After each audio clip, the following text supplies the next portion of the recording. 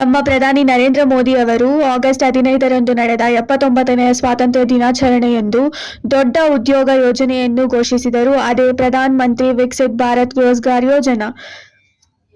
ಈ ಯೋಜನೆ ಮೂಲಕ ಸರ್ಕಾರದ ಗುರಿ 2 ವರ್ಷದಲ್ಲಿ 3.5 ಕೋಟಿ ಹೊಸ ಉದ್ಯೋಗ ಸೃಷ್ಟಿ ಮಾಡುವುದು. ಅಂದರೆ 2025 ಆಗಸ್ಟ್ 1ರಿಂದ 2027 ಜುಲೈ 31ರವರೆಗೆ ಈ ಸ್ಕೀಮ್ಗೆ ಸರ್ಕಾರ 99,446 ಕೋಟಿ ಬಜೆಟ್ ಮೀಸಲಿಟ್ಟಿದ್ದಾರೆ.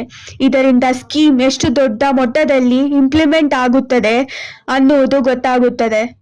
ಮೊದಲ ಬಾರಿಗೆ ಪ್ರೈವೇಟ್ ಸೆಕ್ಟರ್ ಜಾಬ್ ಸೇರುವ ಯುವಕರಿಗೆ 15,000ರಷ್ಟು ಹಣ ದೊರೆಯುತ್ತದೆ. ಅದು ಬೇಸಿಕಲಿ 1 ತಿಂಗಳ EPF ವೇಜ್.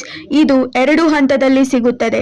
6 ತಿಂಗಳು ಕಂಟಿನ್ಯೂಸ್ ಕೆಲಸ ಮಾಡಿದ್ದಲ್ಲಿ ಮೊದಲ ಇನ್ಸ್ಟಾಲ್ಮೆಂಟ್, 12 ತಿಂಗಳು ಕಂಪ್ಲೀಟ್ ಮಾಡಿದ್ದಲ್ಲಿ ಮತ್ತು ಫೈನಾನ್ಷಿಯಲ್ ಲಿಟ್ರಸಿ ಪ್ರೋಗ್ರಾಂ ಕಂಪ್ಲೀಟ್ ಮಾಡಿದ್ದಲ್ಲಿ 2ನೇ ಇನ್ಸ್ಟಾಲ್ಮೆಂಟ್. ಹೊಸ ಉದ್ಯೋಗಗಳನ್ನು ಹೈಯರ್ ಮಾಡುವ EPFO ರಿಜಿಸ್ಟರ್ಡ್ ಎಂಪ್ಲಾಯೀಸ್ಗೂ ಇನ್ಕ್ರಿಮೆಂಟ್ ಸಿಗುತ್ತದೆ.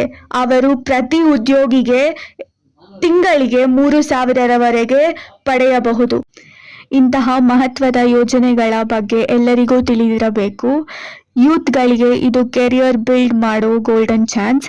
ಈ ವಿಡಿಯೋ ಯೂಸ್ಫುಲ್ ಅನಿಸಿದರೆ ಒಂದು ಲೈಕ್ ಮಾಡಿ, ನಿಮ್ಮ ಸ್ನೇಹಿತರ ಜೊತೆ ಶೇರ್ ಮಾಡಿ ಮತ್ತು ಇನ್ನಷ್ಟು ಗವರ್ಮೆಂಟ್ ಸ್ಕೀಮ್ಸ್ ಬಗ್ಗೆ ಅಪ್ಡೇಟ್ಸ್ ಬೇಕೆಂದರೆ ನಮ್ಮ ಚಾನೆಲ್ ಅನ್ನು ಸಬ್ಸ್ಕ್ರೈಬ್ ಮಾಡಿ. ಮತ್ತೆ ಸಿಗೋಣ ನೆಕ್ಸ್ಟ್ ವಿಡಿಯೋದಲ್ಲಿ. ಟಿಲ್ ದೆನ್, ಜೈ ಹಿಂದ್.